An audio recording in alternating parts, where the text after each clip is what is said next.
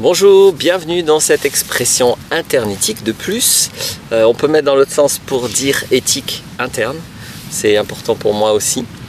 C'est une vidéo que je vais mettre sur mon site être-humain.net et c'est une émission de Que vivent nos relations TV. Aujourd'hui, je vais répondre à une demande de Moon qui m'a invité à faire une vidéo sur le thème du formatage, du conditionnement. Elle avait précisé en abordant tous les domaines environnementaux, tout ce qu'il y a autour de nous qui peuvent donc nous formater, nous conditionner. Alors, je vais répondre évidemment en ramenant la question sur ce qui me semble central.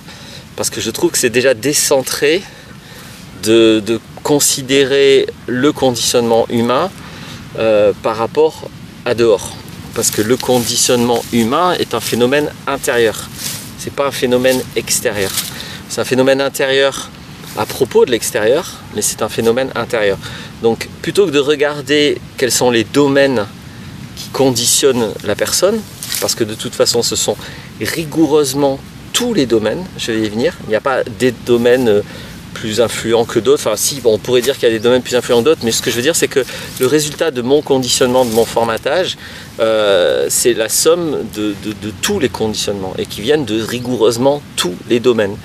Donc c'est pas si on veut être vigilant, si on veut mettre de la conscience sur notre conditionnement, nos conditionnements, le mieux c'est de regarder le processus intérieur et pas de se dire ah bah tiens ça c'est quand même, par exemple genre les religions quand même c'est beaucoup de croyances, ça conditionne beaucoup, ou alors les idéaux politiques ça conditionne beaucoup, les gens qui sont nés dans une secte ça conditionne beaucoup, alors etc. etc. Bien sûr que tout ça est juste, mais si on veut regarder le phénomène plutôt que d'être conditionné à regarder le conditionnement, parce que c'est ça le truc, hein, c'est que nous sommes aussi conditionnés à regarder les conditionnements. Et par exemple le mot croyance, voilà, juste pour commencer sur un exemple, vraiment seulement un exemple, le mot croyance, j'observe que pour pas mal de personnes, c'est des choses qui sont reliées exclusivement au domaine religieux. Pourtant, une croyance, c'est juste quelque chose que vous n'avez pas expérimenté vous-même. Donc, c'est pas du tout un truc religieux. Voilà, pendant très longtemps, on a cru, par exemple, que c'était les rats qui avaient transporté la peste, enfin, il me manque un mot, qui avaient transmis la peste au Moyen-Âge, là, un truc comme ça. Et puis récemment, on s'est rendu compte que non, les rats n'avaient rien à voir. Donc c'était une croyance. Ça n'a rien à voir avec Dieu, mais c'était une croyance. C'était une hypothèse qu'on a eu tort de considérer comme juste. Parce qu'en fait, on n'avait pas d'expérience directe. C'est difficile d'avoir des expériences directes vis-à-vis du Moyen-Âge. Donc à peu près tout ce que vous pensez du Moyen-Âge et tout ce que vous pensez de tout ce que vous n'avez pas expérimenté directement, c'est une croyance.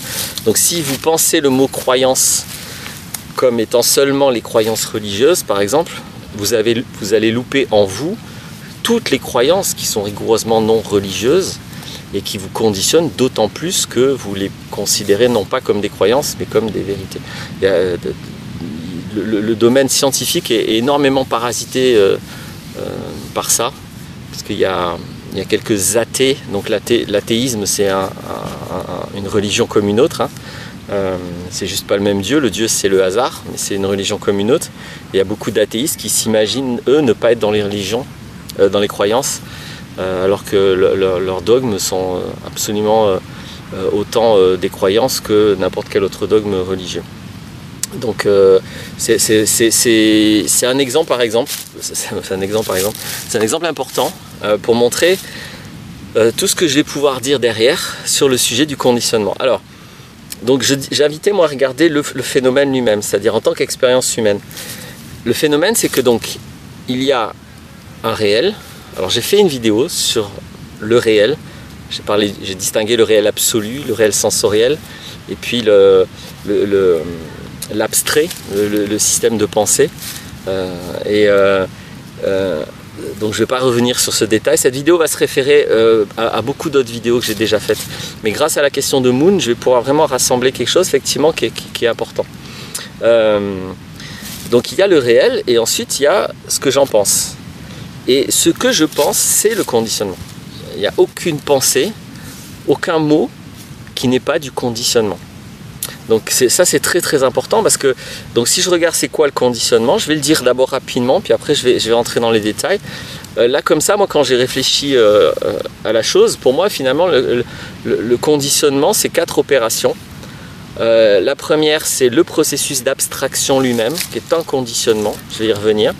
Ensuite il faut regarder simplement les opérations que le mental peut faire parce que ce sont ces 3 opérations qui conditionnent, c'est-à-dire qui détournent pour ce que nous pensons, qui détournent le réel.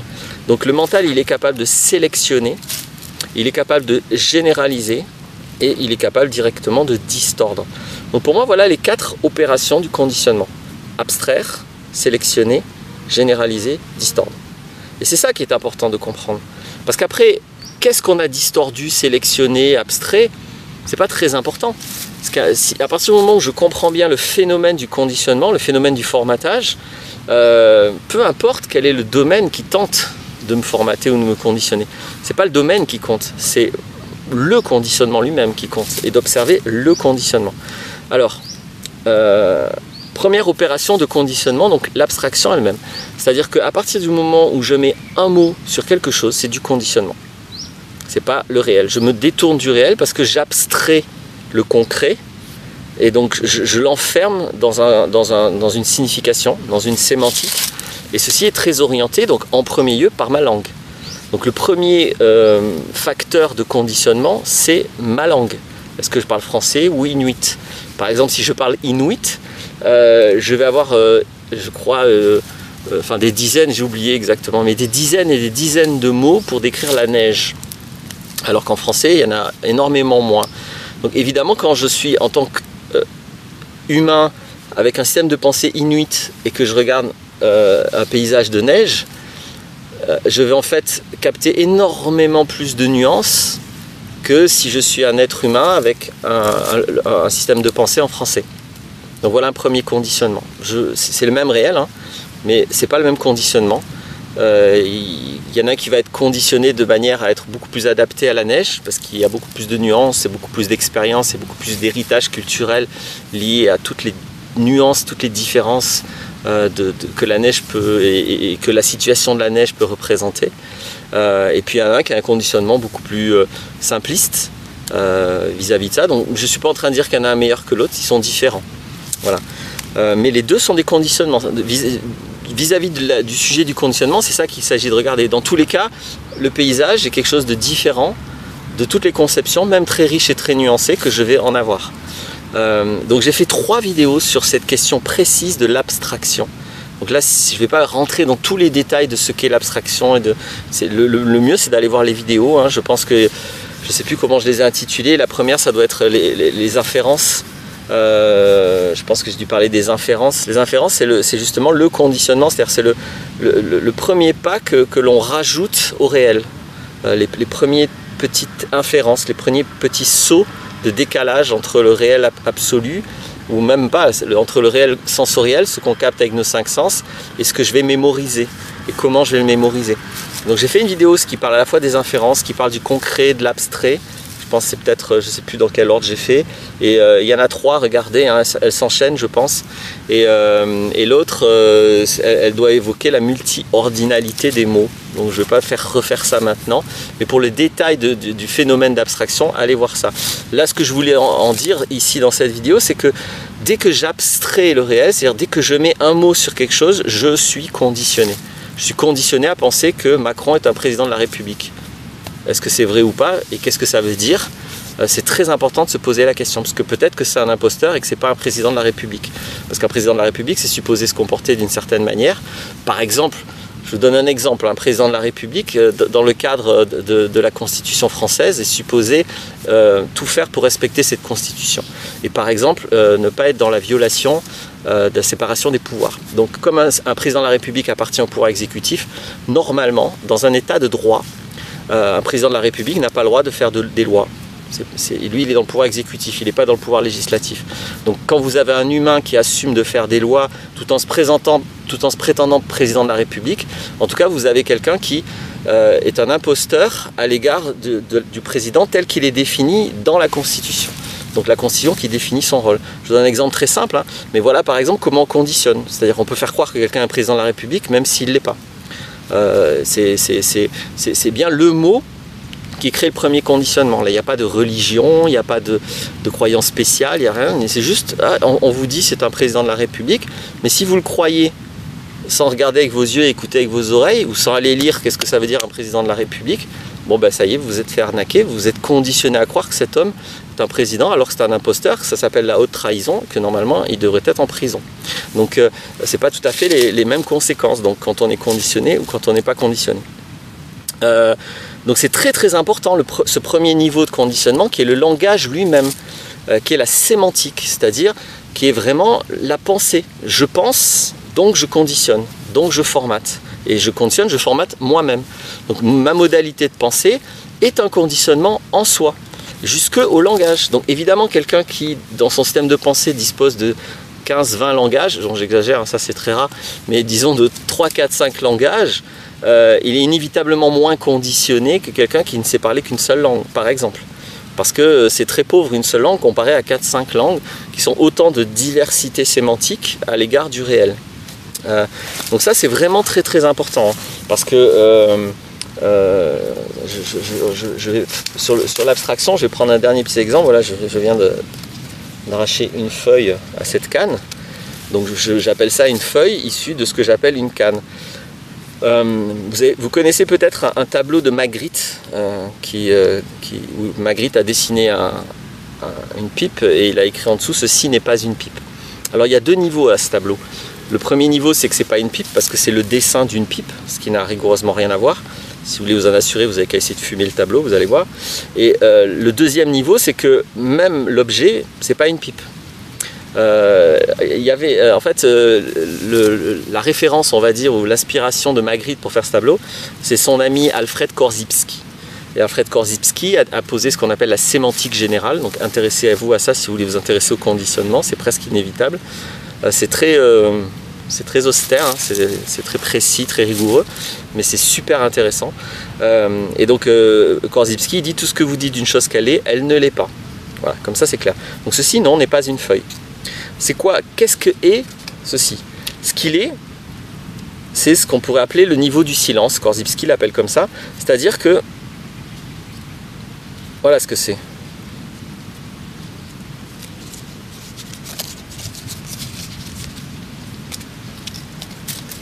Voilà ce qu'est ceci. C'est sa forme, sa couleur, son son. Et encore davantage, tout ce que même en tant qu'humain je ne peux pas percevoir, c'est ce que c'est. Maintenant, quand moi je me conditionne à penser que c'est une feuille, ça va énormément orienter mon état d'esprit. Et ça va réduire mon rapport entre ceci, dans ce que c'est dans l'absolu, et dans ce que je vais en penser, et donc ce que je vais en vivre. Donc ce que je vais vivre en rapport avec ceci va dépendre du concept que j'ai mis dessus. Donc c'est le premier conditionnement, c'est le plus fort, c'est celui dont on s'occupe le moins. Voilà. Donc c'est très important, jamais oublier ce conditionnement, c'est les mots que vous mettez sur les choses, sur les gens, sur les situations. Regardez s'ils sont adaptés ou si on vous a plus ou moins influencé à appeler les choses comme ça et pourquoi on vous aurait influencé à appeler les choses comme ça. Ça c'est la première chose. Donc j'insiste, c'est le plus important, allez voir les 3 vidéos qui décrivent bien le processus d'abstraction. Pour Alfred Korzybski, oui c'est Alfred, hein. J'ai un petit trou là, non c'est Alfred Korzybski. Pour Alfred Korzybski, l'inconscience de la capacité d'abstraire, c'est ça la cause des guerres et ni plus ni moins. C'est-à-dire il a beaucoup étudié le sujet, le rapport de l'humain à travers sa sémantique avec le réel, et il considère qu'un humain qui n'a pas conscience d'abstraire, il va à un moment donné dans un rapport inévitablement conflictuel avec les autres ou les choses, ce qui peut dans l'extrême aboutir jusqu'à la guerre. Et puis selon ce qu'on appelle guerre, ça peut être de toute façon des petites guerres tout le temps. Donc voilà le premier niveau, et vous voyez bien qu'il est intégralement indépendant d'un domaine. C'est pas un domaine, c'est pas votre famille ou votre secte ou votre religion ou votre appartenance quelconque qui va ici agir. C'est déjà votre langage et votre propre inconscience d'abstraire. Si vous croyez que les choses sont ce que vous en pensez, alors là vous êtes dans une vaste croyance permanente. Donc ensuite, les 3 autres facteurs, les 3 autres opérations de conditionnement, je l'ai dit, c'est vraiment la nature du mental. Le mental sélectionne, généralise et distord. Et c'est un conditionnement, c'est-à-dire que ça détourne du réel. Ça vous conditionne à penser des choses qui n'existent pas dans le réel. Et donc, un des premiers, c'est la généralisation. C'est-à-dire que c'est très fréquent que nous sommes amenés à généraliser un vécu donné. Je me fais mordre par un chien, ensuite j'ai peur des chiens. Donc c'est pas tous les chiens qui m'ont mordu, et je le sais, mais je vais quand même avoir peur de tous les chiens, alors que c'est un seul qui m'a mordu. Par exemple, on pourrait étaler dans tous les sens, tous les racismes et toutes les intolérances procèdent de généralité. Les généralités, la généralisation, c'est malheureusement un processus très fréquent. En soi, c'est pas un problème. Le problème, c'est de ne pas être conscient de ce qu'il contient comme détournement. C'est-à-dire que si vous généralisez en conscience de généraliser, c'est pas si grave. Des fois, c'est pratique, des fois, c'est utile. Mais généraliser en vous imaginant que votre généralité est le réel, bon, bah là, c'est un conditionnement féroce. Parce que non, aucune généralité n'est correcte, c'est-à-dire n'est fiable, n'est fidèle au réel. Aucune, jamais. À part peut-être celle-ci. Et encore, faut voir. Le deuxième mode opératoire du mental, ça va être la sélection. C'est un peu le contraire. C'est-à-dire cette fois, non, je sélectionne. Alors ça, c'est encore plus drastiquement permanent. C'est-à-dire que vous ne pouvez pas ne pas sélectionner. Le réel est tellement vaste que vous allez être obligé d'en choisir juste une petite partie. Et évidemment, si vous imaginez que votre sélection est conforme à l'ensemble, eh ben vous êtes dans un conditionnement tout aussi féroce que la généralisation. C'est-à-dire qu'à chaque fois que vous sélectionnez, vous perdez la majorité des informations. Et vous ne pouvez pas faire autrement. Donc il n'y a que l'humilité là qui peut être mise en place.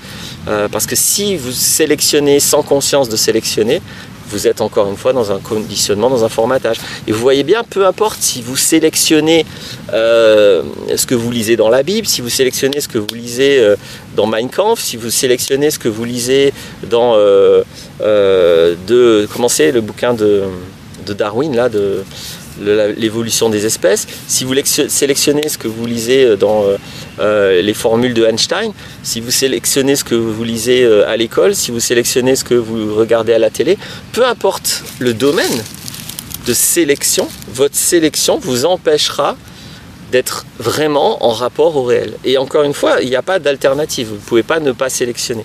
Donc il n'y a plus que l'humilité pour regarder votre conditionnement. Et le dernier, je l'ai dit, c'est la distorsion. C'est-à-dire que le mental est tout à fait capable de distordre totalement. C'est-à-dire de mémoriser autre chose que ce qui s'est passé. Il y a eu des techniques qui ont démontré comment on peut créer des souvenirs dans la tête de quelqu'un seulement en posant des questions. Par exemple, donc là c'était quelqu'un qui était allé dans un parc Walt Disney.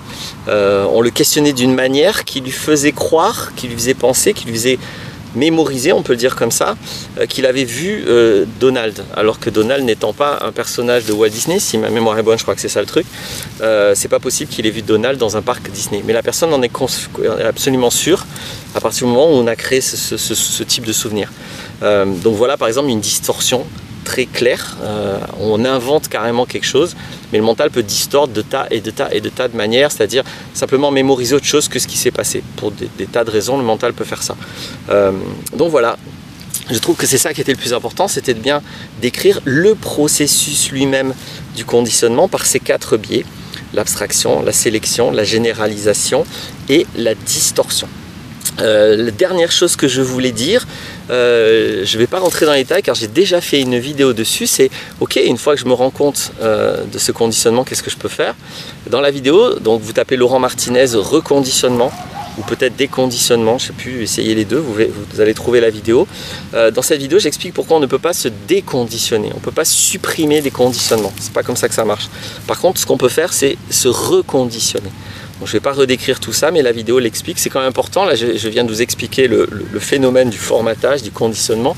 Voilà, je voulais finir en disant comment on peut sortir de ça, ou en tout cas améliorer ça quand on le souhaite.